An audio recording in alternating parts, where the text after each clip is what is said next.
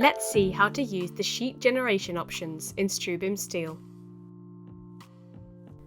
To do this, we go to the Documents tab in the program's general interface and click on the Generation Options button from the Sheets group in the top toolbar. The generation options are organised in a dialog box with 4 tabs that allow us to control the parts, assemblies, joints, and model views sheets. Some of them are common to all tabs, while others are specific.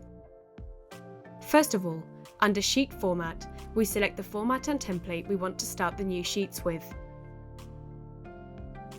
In Type, we can select Blank and then directly select the format of the sheet, or based on template. In this case, we select a previously created library template, which already has a specific sheet format associated with it, and the layer where it will be loaded. Below, under Organisation, we select the group of sheets where the new sheets created will be placed. By default, the Part, Assembly, Connection, and Structure sheets groups are available, but we can modify them according to our preferences.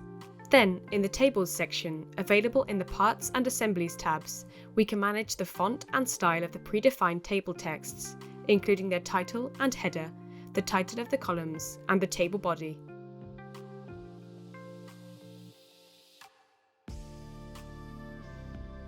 At the bottom, in the Drawing Options section, we can activate the corresponding box to represent the root radius of the sections. This option is deactivated by default. In the Assemblies tab, we have a specific option to edit the information that will appear in the automatic tags of the main part of the assemblies. We can choose to display only the description, only the reference of the part, or the reference and the description of the part at the same time. In the Joints tab, there is also a specific field in which we type in the prefix that the program will use to number the joints. Also, we can control the information that will appear in the automatic tags of the sections and plates, indicating whether we want the reference and description, or description only, of these elements to be displayed. In the Model Views tab, it is also possible to configure the information displayed in the tags of the main group of each assembly.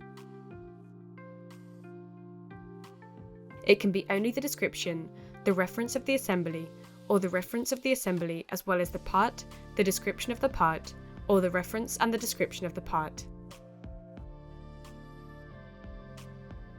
Finally, if we want to save the configuration of the sheet generation options in files on disk, we use the buttons on the right-hand side. With Export, we save the information of the libraries in a specific file. Subsequently, we can import the libraries saved in a file in any job.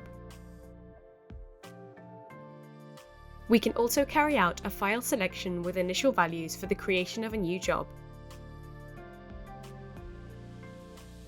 This way, when creating a new project, the program will automatically load the sheet generation options of the selected files. Finally, to apply the changes, we click on Accept.